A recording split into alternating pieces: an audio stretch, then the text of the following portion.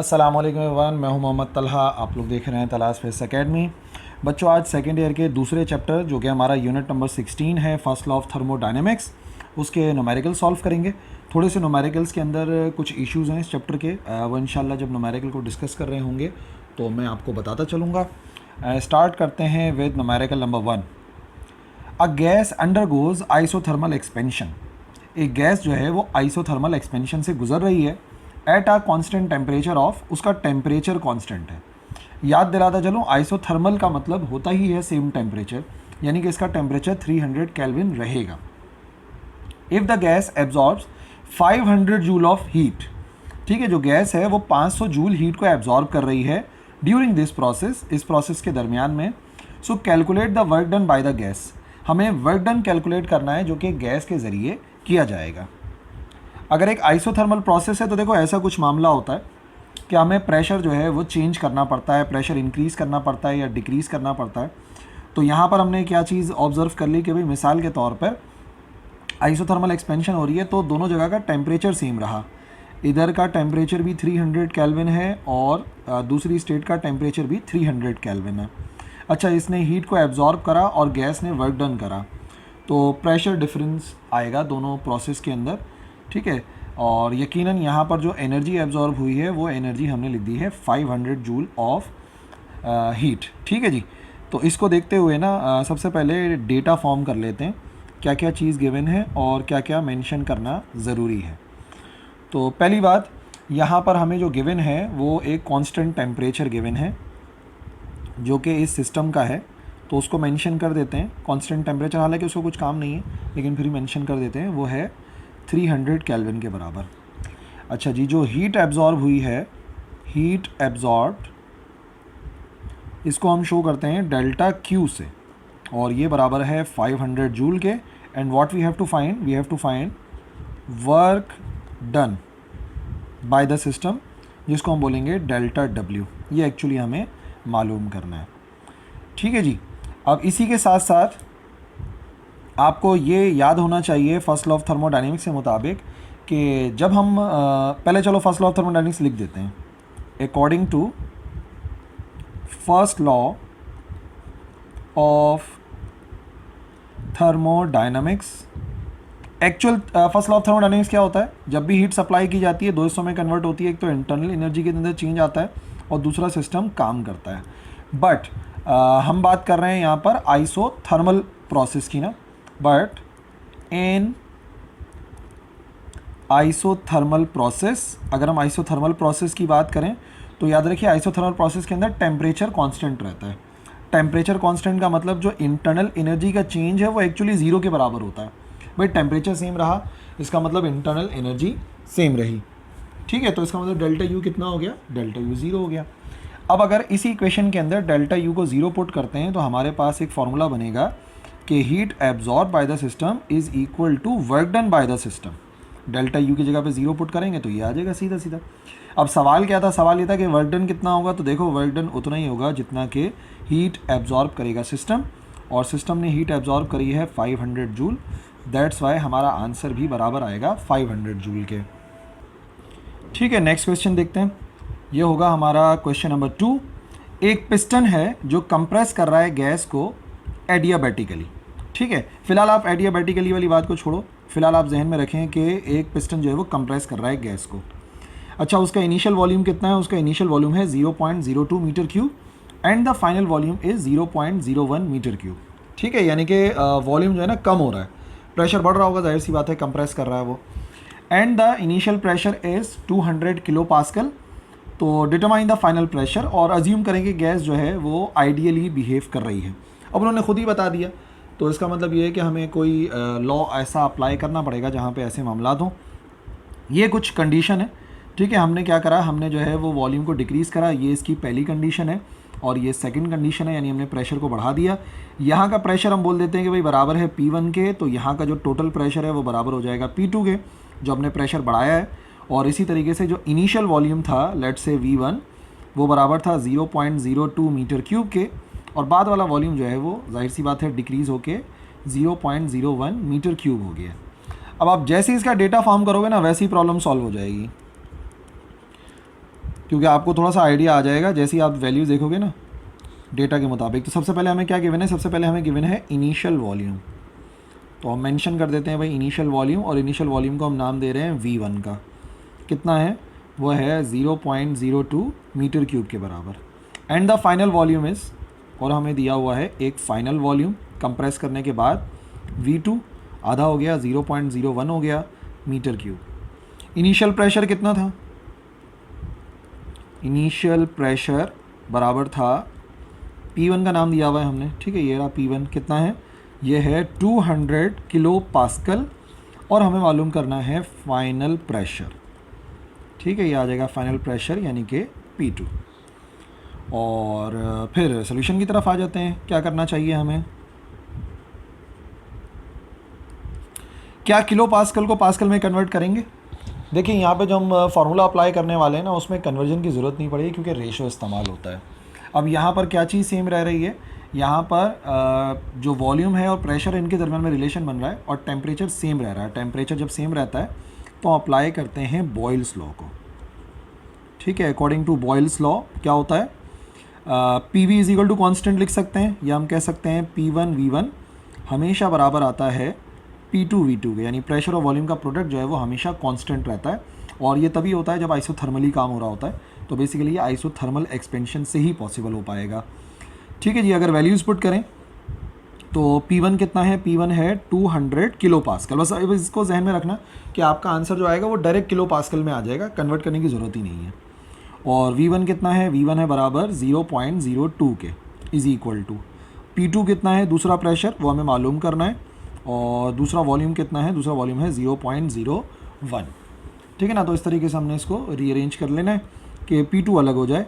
तो P2 अलग होगा तो 200 के साथ मल्टीप्लाई हो जाएगा 0.02, और ये जो है ना 0.01 ये इस तरफ आकर हो जाएगा डिवाइड, यानी कि 0.01 ये आगे डिवाइड में। सो 200 मल्टीप्लाई बाय 0.02 और डिवाइड करना है 0.01 से, ये हो जाएगा बराबर 400 किलो पास्कल के, ठीक है। तो इसका मतलब फाइनल प्रेशर जो है वो 400 किलो पास्कल होगा। और मैं आपको एक बात बताऊं, ये तो इतनी आसान सी चीज़ है जो MCQs के अंदर ही पूछी जा सकती है।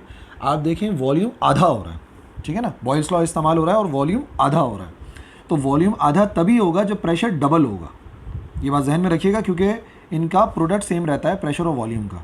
तो भाई अगर 0.02 से 0.01 वॉल्यूम आधा हो रहा है तो ऐसा तभी पॉसिबल है जब प्रेशर डबल हो जाए। तो देख लो 200 किलो पास्कल से कितना हो गया है, 400 किलो पास्कल, ठीक है। तो बिना सॉल्व के भी आप आइडिया लगा सकते हैं in case of Boyle's law, ठीक है। जब कंफर्म हो गया हाँ भाई हाफ हो रहा है कि डबल हो रहा है कि 4 गुना हो रहा है।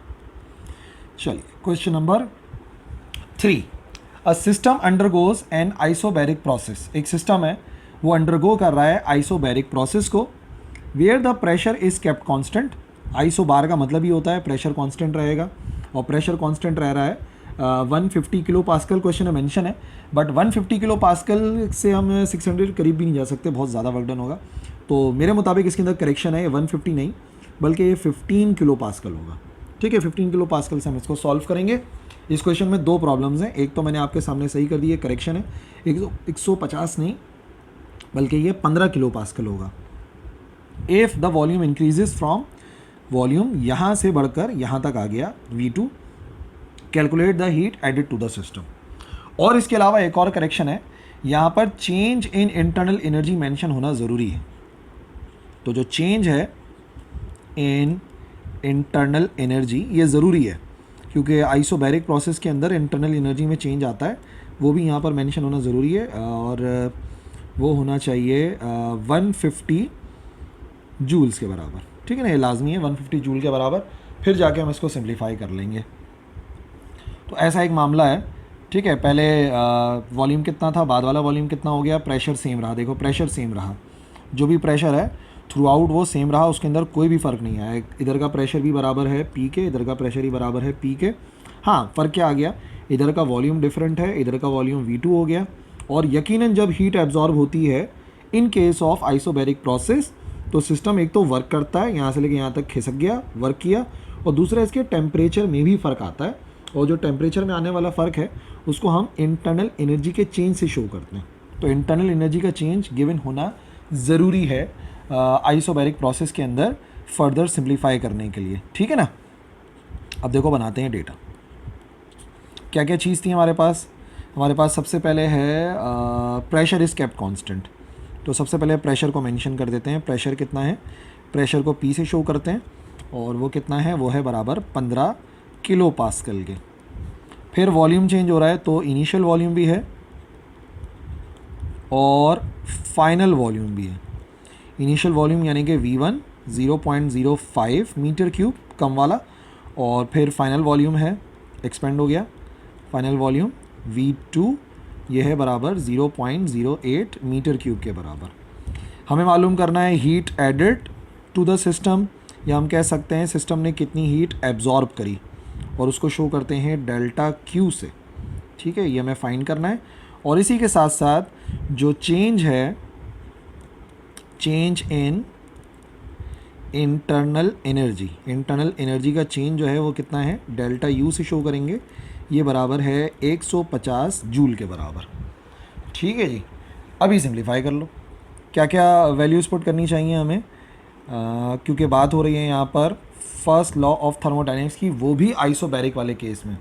तो अगर अप्लाई करें according to first law of thermodynamics, तो फर्स्ट लॉ ऑफ थर्मोडायनेमिक्स के मुताबिक जब भी हीट प्रोवाइड करते हैं कि सिस्टम को दो काम होते हैं, एक तो इंटरनल एनर्जी में चेंज आता है और दूसरा सिस्टम वर्क करता है। सिस्टम का वर्क किसके बराबर होगा, सिस्टम का वर्क बराबर होता है P डेल्टा V के। तो हम कह सकते हैं कि डेल्टा Q बराबर आएगा इंटरनल एनर्जी और प्लस P डेल्टा V आएगा। तो जो मालूम है उसे पुट कर देते हैं।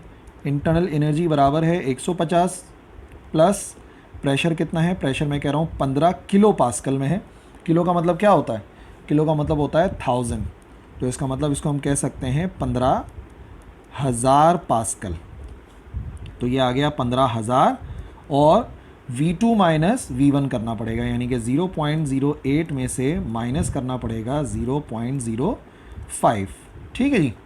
सो ये कितना बन गया, ये बन गया 150 प्लस 15,000, और ये मल्टीप्लाई होगा 0.03 से। अब 15,000 मल्टीप्लाई बाय 0.03, ये बराबर आएगा 150 अपनी जगह पर है, और ये बराबर आएगा हमारे पास 450 के। तो 450 और इसमें प्लस 150 करेंगे तो डेल्टा Q का आंसर बराबर आएगा 600 जूल्स के। इसका मतलब सिस्टम ने कम से कम 600 जूल हीट एब्जॉर्ब की होगी, तब उसने 450 जूल का काम करा। ये जो 450 आया है ये उसने वर्क डन करा, काम करा, और इंटरनल एनर्जी में कन्वर्ट हो गई 150। तो कुल टोटल मिलाकर इसने 600 जूल जो है वो हीट एब्जॉर्ब की होगी, ठीक है जी। तो दो करेक्शन है इस न्यूमेरिकल के अंदर, आपने याद रखना है। एक तो ये प्रेशर जो है वो 15 किलो पास्कल, और फिर इंटरनल एनर्जी का जो चेंज है वो लाजमी तौर पे गिवन होना चाहिए। Question number 4, during an isochoric process, एक आइसोकोरिक प्रोसेस है, आइसो मीन सेम, कोर यानी कि वॉल्यूम, एक ऐसा प्रोसेस है जिसमें वॉल्यूम कांस्टेंट रहता है। The internal energy of gas की जो इंटरनल एनर्जी है उसमें 300 जूल का फ़र्क आ रहा है, इंक्रीज़ हो रही है। If no work is done, जाहिर सी बात है काम तो होता नहीं है, आइसोकोरिक प्रोसेस में वर्क डन 0 होता है। Determine the heat added to the system, तो मालूम करेंगे कितनी हीट सिस्टम में ऐड हो रही है। ये हमारे पास एक आइसोकोरिक प्रोसेस है जहाँ हमें प्रेशर बढ़ाना पड़ा ना, देखो प्रेशर यहाँ पे कम था, यहाँ पे प्रेशर ज़्यादा करना पड़ा ताकि वॉल्यूम एक जैसा रहे, ताकि वॉल्यूम सेम रहे। देखो दोनों सिस्टम में वॉल्यूम सेम है, और ये कह रहे हैं कि यहाँ से जो हीट एब्जॉर्ब हो रही है वो 300 जूल नहीं, बल्कि वो तो मालूम करनी है हमें, डेल्टा Q मालूम करना है। सिर्फ ये कह रहे हैं जो इंटरनल एनर्जी का चेंज आया वो डेल्टा U जो है वो एक्चुअली बराबर है 300 जूल्स के। तो आपको एक लॉजिक बताऊं, वो हमने सीखी भी थी जब इसकी एप्लीकेशंस पढ़ी थी, कि आइसोकोरिक प्रोसेस में जितनी हीट सप्लाई होती है ना सिस्टम को, उतना ही उसकी इंटरनल एनर्जी के अंदर फ़र्क आता है। तो अगर इंटरनल एनर्जी 300 जूल की बढ़ रही है ना, तो इसका मतलब वर्क डन भी 300 जूल ही हुआ होगा। लेकिन उसको प्रॉपर तरीके से सॉल्व करके दिखा देते हैं कि भाई कैसे सॉल्व करना है। तो सबसे पहली बात क्या चीज़ है, इंटरनल एनर्जी का चेंज गिवन है, चेंज इन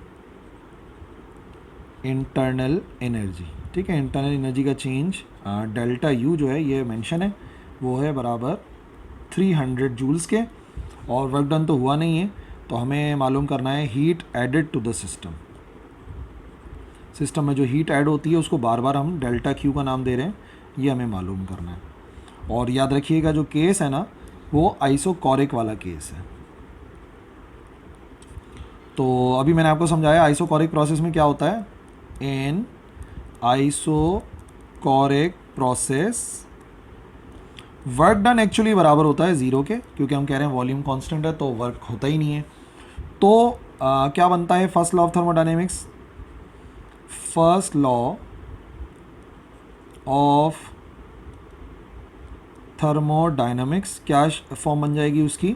वैसे क्या होती है, जब भी हीट सप्लाई करते हैं दो चीज़ें होती हैं, इंटरनल एनर्जी में फ़र्क आता है और वर्क डन होता है, बट हम कह रहे हैं वर्क डन ज़ीरो है, तो वर्क डन ज़ीरो हो जाएगा, तो इसका मतलब हीट एडेड बराबर होता है चेंज इन इंटरनल एनर्जी। तो ठीक है भाई, कितना है change in internal energy given है, वो बराबर है 300 के, तो इसका मतलब सिस्टम में 300 जूली हीट ऐड की होगी, तभी सारी की सारी इंटरनल एनर्जी में कन्वर्ट हो गई। ऐसा ही होता है in case of isochoric process. Question number 5, a gas undergoes a cyclic process. एक गैस है वो साइक्लिक प्रोसेस से गुजर रही है, स्टार्टिंग एट पॉइंट ए पर उसने स्टार्ट करा जब उसका वॉल्यूम 0.02 मीटर क्यूब है, ठीक है। Going to be isochoric heating, isochoric heating हुई, तो आइसोकोरिक में वॉल्यूम तो बदलेगा नहीं, तो वॉल्यूम इतना ही रहेगा 0.02 मीटर क्यूब।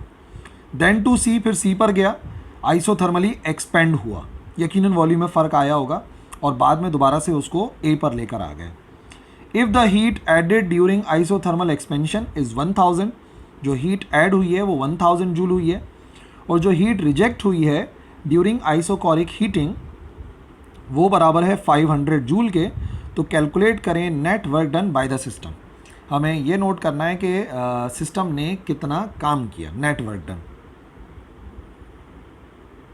जैसे कि ये हमारा केस है ना, तो ये साइक्लिक प्रोसेस से गुजरा, ठीक है। कैसे एक मरतबा जो है वो इंक्रीज़ हो रहा है और फिर एक मरतबा डिक्रीज़ हो रहा है, तो पहले इसने हीट को एब्जॉर्ब करा, फिर इसने हीट को रिलीज़ करा। जब हीट को इसने एब्जॉर्ब करा था तो 1000 जूल की हीट को एब्जॉर्ब किया था, ठीक है। जब फिर हमने कंप्रेस करा तो इसने उस 1000 में से 500 जूल की हीट को ज़ाया कर दिया।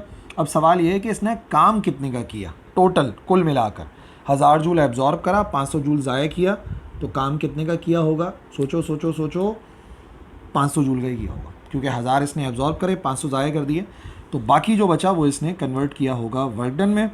बट उसको हम बाकायदा सॉल्व करेंगे। तो मेंशन करें क्या क्या है। सबसे पहले हमारे पास हीट एडेड को हम शो कर रहे हैं डेल्टा क्यू से।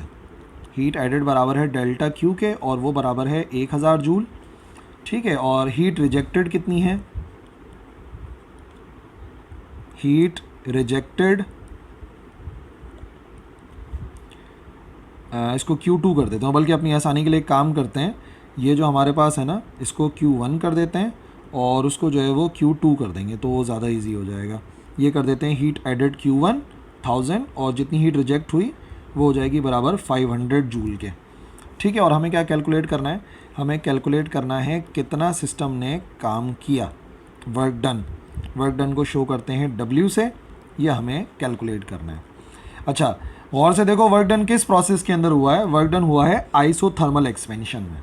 अब दोबारा से मुझे आइसोथर्मल का कॉन्सेप्ट रिवाइज करना पड़ेगा। आइसोथर्मल वो प्रोसेस होता है जिसमें सिस्टम का टेम्परेचर सेम रहता है, यानी कि जितनी भी हीट सप्लाई की जाती है in case of isothermal expansion, ठीक है। क्योंकि देखो ऊपर तो कौन सा प्रोसेस है, आइसोकोरिक। आइसोकोरिक में तो वॉल्यूम बदलता ही नहीं है, वॉल्यूम बदलता है सिर्फ एक्सपेंशन में। तो आइसोथर्मल के अंदर क्या होता है, टेम्परेचर सेम रहता है, तो हम जितनी भी हीट सप्लाई करते हैं, टोटल हीट जो नेट हीट होती है वो सारी की सारी वर्क डन में कन्वर्ट हो जाती है, वो सारी की सारी किस में कन्वर्ट हो जाती है, वर्क डन में। तो इसका मतलब क्या हुआ, वर्क डन एक्चुअली किसके बराबर आ सकता है, वर्क डन बराबर आ सकता है डेल्टा क्यू, हीट का चेंज। और चेंज कितना है, Q1 माइनस Q2 होता है चेंज, कि हमने कितनी हीट दी उसमें से कितनी उसने ज़ाया कर दी, बाकी वर्क में कन्वर्ट हो जाएगी। तो डेल्टा W बराबर आ जाएगा 1000 माइनस का 500, 1000 माइनस 500 खुद बराबर होता है 500 के।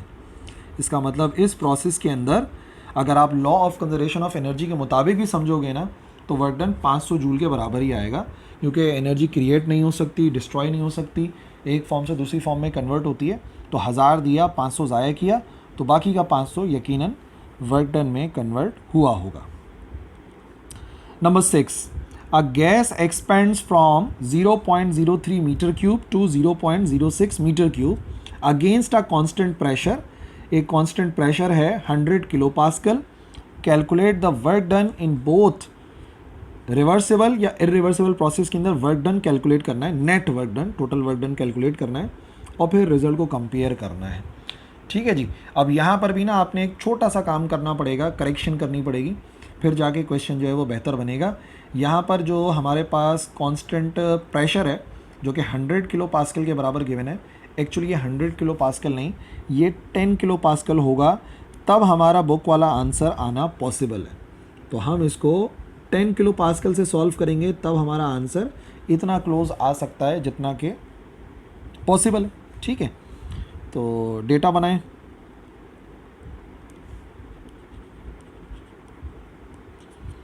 चेंज इन वॉल्यूम गिवन है, पहले वाला वॉल्यूम कितना है, इनिशियल वॉल्यूम, इसको बोलेंगे V1, ये है 0.03 मीटर क्यूब।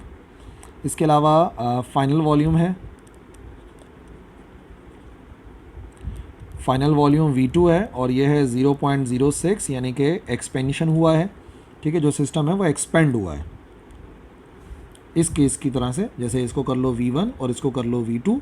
ठीक है, और जो प्रेशर है वो हमने कांस्टेंट ही रहने दिया, जिसको हम P से शो कर देंगे, जो कि 10 किलो पास्कल के बराबर है। ठीक है, जो प्रेशर है उसको हमने कांस्टेंट ही रखा P के बराबर, और इसको हम बोल देते हैं कि भैया 10 किलो पास्कल के बराबर है। अब हमें वर्क डन कैलकुलेट करना है। वर्क डन दोनों केसेस में कैलकुलेट करना है। एक को बोल देते हैं W1। ठीक है, ये हो जाएगा किस में, ये हो जाएगा इरिवर्सिबल में,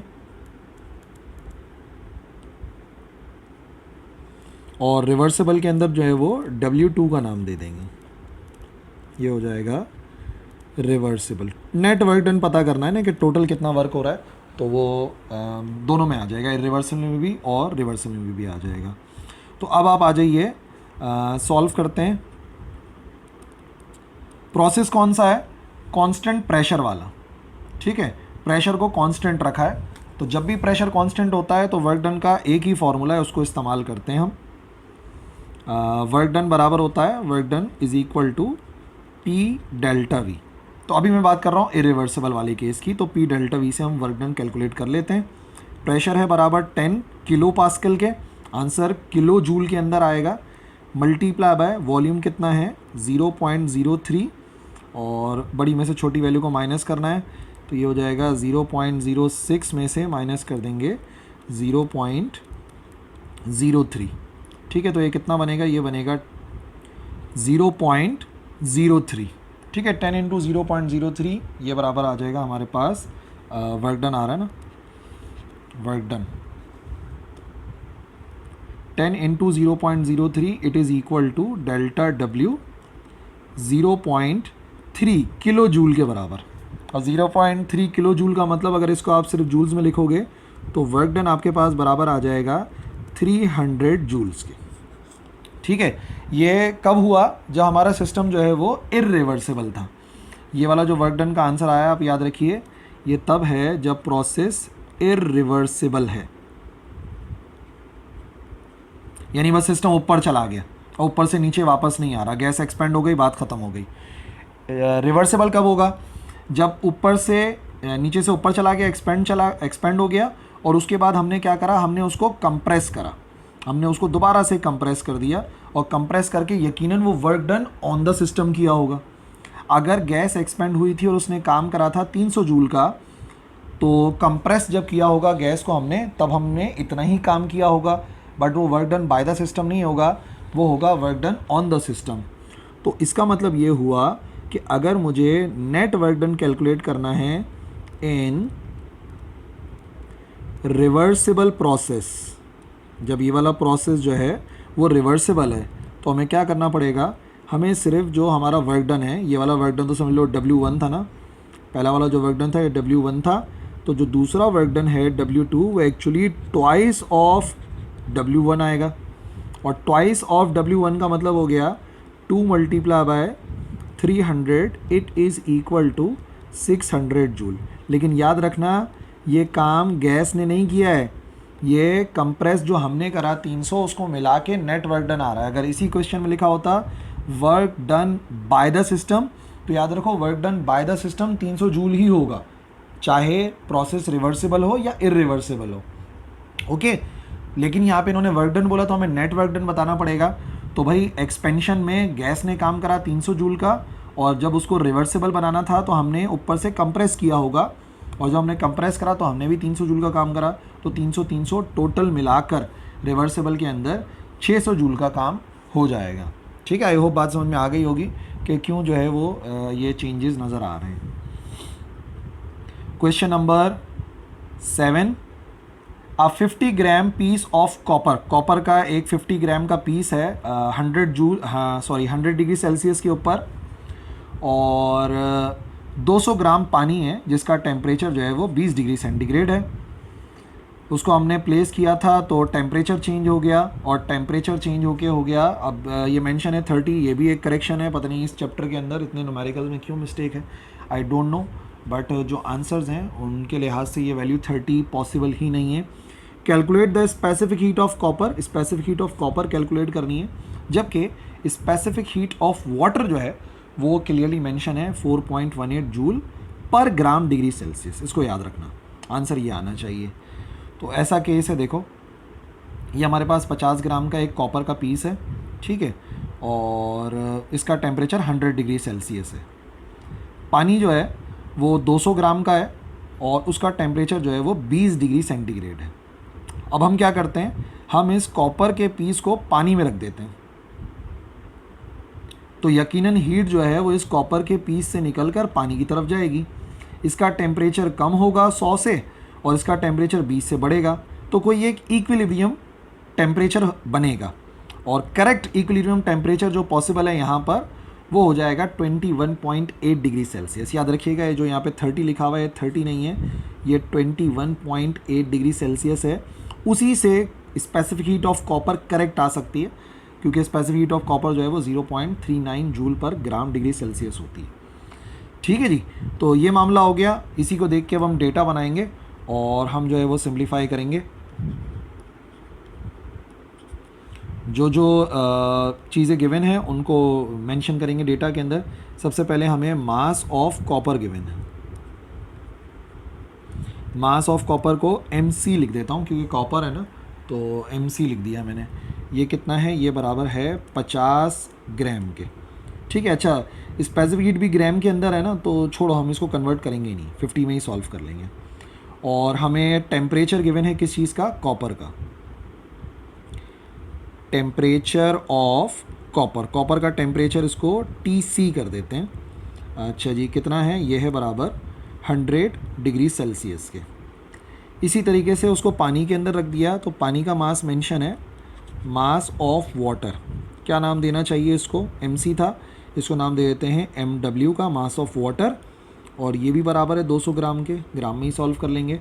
और इसका टेम्परेचर कितना है, टेम्परेचर ऑफ वाटर, पानी का टेम्परेचर कितना है, TW कर देते हैं। ठीक है, और ये कितना है, ये है बराबर 20 डिग्री सेल्सियस के। फाइनल टेम्परेचर मैं बता रहा हूँ 28.8 ही हो सकता है अगर इसको एक्सपेरिमेंटली परफॉर्म करें, तो ये हो जाएगा इसका फाइनल टेम्परेचर, इसको नाम देंगे हम TF का। दोनों का फाइनल टेम्परेचर 21.8 डिग्री सेल्सियस हो गया। तो स्पेसिफिक हीट मालूम करनी है, specific heat of copper, specific heat का सिंबल जो है वो C होता है, और कॉपर के लिए भी C एक्स्ट्रा लगा देते हैं, तो CC हो जाएगा। ठीक है ना, CC। और specific heat of water given है, और इसको नाम देना चाहिए हमें CW, specific heat of water. और सॉरी ये मेंशन है कितनी है, स्पेसिफिक हीट ऑफ वाटर है बराबर 4.18 जूल के, 4.18 जूल पर ग्राम डिग्री सेल्सियस। ठीक है जी, तो काफ़ी लंबा सा डेटा बना है। अभी आ जाते हैं टॉपिक पे। देखो टॉपिक यहाँ पर जो इस्तेमाल हो रहा है ना, वो एक सिंपल सा लॉ है जिसे कहते हैं law of heat exchange. Law of heat exchange के मुताबिक हम ये कह सकते हैं heat lost by copper, copper के पीस ने जो हीट को लॉस करा है वो बराबर है हीट गेन्ड बाय वाटर। बस ये कहलाता है, सिंपल सा एक लॉ है, लॉ ऑफ हीट एक्सचेंज। यानी कि भाई हीट जो है वो टोटल अमाउंट सेम रहता है। तो कितनी लॉस करी कॉपर ने जो लॉस करी है उसको हमने नाम दे दिया, कुछ भी नाम दे सकते हैं, अभी वैल्यू निकाल लेंगे। और हीट गेन बाय वाटर दोनों बराबर होंगे। ठीक है, अब कैसे इन दोनों की वैल्यूज़ को मालूम करेंगे? इसको बोल देते हैं हीट लॉस्ट बाय कॉपर और इसको बोल देते हैं हीट गेन्ड बाय वाटर। कैसे फार्मूला निकालेंगे? देखो स्पेसिफिक हीट का फार्मूला होता है कितनी हीट सप्लाई करी डिवाइड बाय मास और डेल्टा टी। तो अगर डेल्टा क्यू निकालना है तो ये वैल्यूज़ इधर जाके मल्टीप्लाई हो जाएंगी। तो हमारा एक फार्मूला बन सकता है डेल्टा क्यू का, जो आएगा सी एम और डेल्टा टी। स्पेसिफिक हीट वाले टॉपिक से बनाया है मैंने। तो अगर कॉपर के लिए लिखा जाएगा तो देखो ऐसे लिखेंगे, specific heat of copper, mass of copper और चेंज इन टेम्परेचर, जो कॉपर का टेम्परेचर बदला, इज इक्वल टू। वाटर के लिए क्या लिखेंगे? वाटर के लिए स्पेसिफिक हीट लिखेंगे CW, मास लिखेंगे MW और टेम्परेचर का चेंज डेल्टा T लिखेंगे। लेकिन याद रखिए ये पानी का चेंज है और ये कॉपर का चेंज है। अच्छा, CC specific heat of copper, mass of copper और कॉपर का टेम्परेचर कितना बदला। कॉपर का पहले वाला टेम्परेचर हमने कहा था TC है और उसका फाइनल टेम्परेचर TF है, कम हुआ है उसका टेम्परेचर, तो ज़्यादा में से कम वाली वैल्यू को माइनस करा के लिखा, is equal to specific heat of water, mass of water और डेल्टा टी। पानी का टेम्परेचर पहले कम था, बाद में ज़्यादा हो गया, तो चेंज हम ऐसे निकालेंगे TF माइनस TW करेंगे। ठीक है ना, देख लो डेटा के अंदर जो हमने नाम दिए हुए थे, हमने इस तरीके से नाम दिया हुआ था ना, TC और इसका नाम दिया हुआ था हमने फाइनल वाले को TF, इस वजह से मैं ऐसे पुट कर रहा हूँ। ठीक है, और TW यानी कि जो पानी का टेम्परेचर था बाद वाला TW। जो वैल्यूज़ मालूम है पुट करते हैं, जो नहीं मालूम वो फिर हमें मालूम करनी होगी। स्पेसिफिक हीट ऑफ कॉपर हम मालूम करना चाह रहे हैं। मास ऑफ कॉपर कितना था? मास ऑफ कॉपर है हमारे पास बराबर 50 के, और पानी जो है वो 200 ग्राम का है, 50। ठीक है, और टेम्परेचर ऑफ कॉपर कितना? टेम्परेचर ऑफ कॉपर 100 है, और माइनस इसका जो फाइनल टेम्परेचर है वो बना है 21.8। अच्छा, specific heat of water given है 4.18, specific heat of water given है 4.18 और ग्राम के अंदर है, और पानी जो है वो 200 ग्राम का था। पानी का फाइनल टेम्परेचर 21.8 है, और पानी का इनिशियल टेम्परेचर जो है, जो कि TW का मैंने नाम दिया हुआ है, वो 20 डिग्री सेल्सियस है। ठीक है, इसको सिंप्लीफाई करें। सबसे पहले यहाँ 100 में से माइनस कर लेते हैं 21.8 को, तो ये हो जाएगा 50 मल्टीप्लाई बाय 78.2 और CC specific heat of copper as it is है। यहाँ पर इनको सिंप्लीफाई करते हैं, पहले माइनस करेंगे फिर एक साथ तीनों को मल्टीप्लाई करेंगे। ये हो गया 21.8 माइनस 20, ये हो जाएगा, जाहिर सी बात है 1.8। इधर सिंप्लीफाई करते हैं, 50 मल्टीप्लाई बाय 78.2, ये हो गया 3910 CC, और इधर अगर लिख लें तो ये हो गया 4.18 मल्टीप्लाई बाय 200 और मल्टीप्लाई बाय 1.8, कितना हो गया 1500, 4.8। रीअरेंज करो CC को, तो ये हो जाएगा 1504.8 के साथ जाकर डिवाइड हो जाएगा 3910। ठीक है, दोनों को डिवाइड कराते हैं, तो 1504.8 डिवाइडेड बाय 3910। ठीक है, ये आंसर आ गया हमारे पास 0.38 के बराबर, 0.38 जूल पर ग्राम डिग्री सेल्सियस। ठीक है जी, तो स्पेसिफिक हीट ऑफ कॉपर जो है वो राउंड ऑफ करके इतनी ही बनती है, 0.39 जूल पर ग्राम डिग्री सेल्सियस। ये हमारा आंसर है। तो इस क्वेश्चन के अंदर की जो करेक्शन है वो आपने याद रखनी है, इक्विलिब्रियम टेम्परेचर 21.8 डिग्री सेल्सियस ही पॉसिबल है, और तो कुछ पॉसिबिलिटी नहीं है। ठीक है जी, नेक्स्ट जो कि हमारा क्वेश्चन नंबर 8 होगा। How much heat is required to raise the temperature of 1 kilogram of lead. 1 kilogram lead है और हम उसका टेम्परेचर 25 से बढ़ा के 100 करना चाह रहे हैं और specific heat of lead given है। टॉपिक आप समझ गए कि स्पेसिफिक हीट वाला टॉपिक है, वही यहाँ पर कंटिन्यू होगा। आंसर इसका गलत है, ये आंसर आना पॉसिबल नहीं है, अजीबोगरीब प्रिंट हुआ हुआ है। ये समझ लो कि 1 किलोग्राम लेड का पीस हो गया, ठीक है, जो कितने डिग्री पर है, जो फ़िलहाल 25 डिग्री पर है। और अब हमने क्या करा, अब हमने इसको हीट प्रोवाइड करी, किसी हॉट बॉडी के ऊपर रखा, यहाँ से इसने हीट को एब्जॉर्ब करा और इसका टेम्परेचर 25 से बढ़ के 100 हो गया।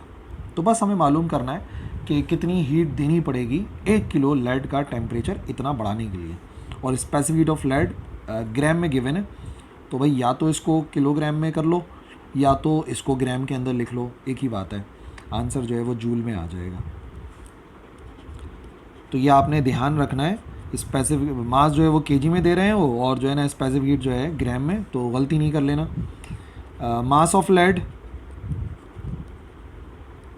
लेड का मास m कर देते हैं सिर्फ, ठीक है, कोई और चीज़ तो है नहीं। तो इसको 1 kg है, इसको ग्राम में कर लेते हैं, ठीक है, ताकि दोनों ग्राम में होंगे, इजी सॉल्व हो जाएगा। अच्छा, इनिशियल टेम्परेचर T1 कर देते हैं, 25 डिग्री सेल्सियस पे था। और फिर यहाँ पर आ जाएगा फाइनल टेम्परेचर यानी कि T2, ये बराबर है 100 डिग्री सेल्सियस के। और स्पेसिफिक हीट मेंशन है, स्पेसिफिक हीट ऑफ लेड की स्पेसिफिक हीट ये कह रहे हैं 0.128 जूल पर ग्राम डिग्री सेल्सियस है। और मालूम करना है कितनी हीट जो है वो चाहिए इसका टेम्परेचर इतना बढ़ाने के लिए। तो डेटा में लिखेंगे हीट रिक्वायर्ड डेल्टा क्यू। तो कॉन्सेप्ट तो आप समझ गए कि स्पेसिफिक हीट बार बार मेंशन हो रही है, तो इसका मतलब टॉपिक तो स्पेसिफिक हीट वाला ही है, तो हमें उसी की डेफिनेशन को इस्तेमाल करना पड़ेगा। According to the definition of specific heat, specific heat का मतलब होता है कितनी हीट सप्लाई की गई divide by mass, unit mass पर degree change in temperature. Values put करते हैं, रीअरेंज कर लो। डेल्टा क्यू बराबर आएगा CM डेल्टा T। तो स्पेसिफिक हीट कितनी है 0.128, मास कितना है 1000, और टेम्परेचर का चेंज कितना आ रहा है 100, और 25 का डिफरेंस लिख लो एक ही साथ, इजी हो जाएगा। तो ये बन जाएगा हमारे पास बराबर 75 के चेंज के। इनको मल्टीप्लाई करेंगे, पता लग जाएगा कितनी हीट रिक्वायर्ड है। 0.128 और मल्टीप्लाई बाय 1000, ग्राम में कन्वर्ट कर लिया था हमने, multiply by 75, it is equal to 9600 joules. इतनी हीट अगर 1 किलोग्राम कॉपर को दी जाएगी, जिसका पहला का टेम्परेचर 25 था, तो उसके बाद वाला टेम्परेचर जो है वो 100 डिग्री सेल्सियस हो जाएगा। ठीक है जी। सो ये थे numerical, 8 numerical chapter number 16 first law of thermodynamics के। इसमें बहुत सारी करेक्शंस थी, उनको ही मैंने मेंशन करा। आई होप समझ में आ गया होगा। कोई भी कन्फ्यूजन है तो आप कमेंट सेक्शन में लिख सकते हैं, मैं ज़रूर रिप्लाई करूँगा। That's all for this video. अल्लाह हाफिज़।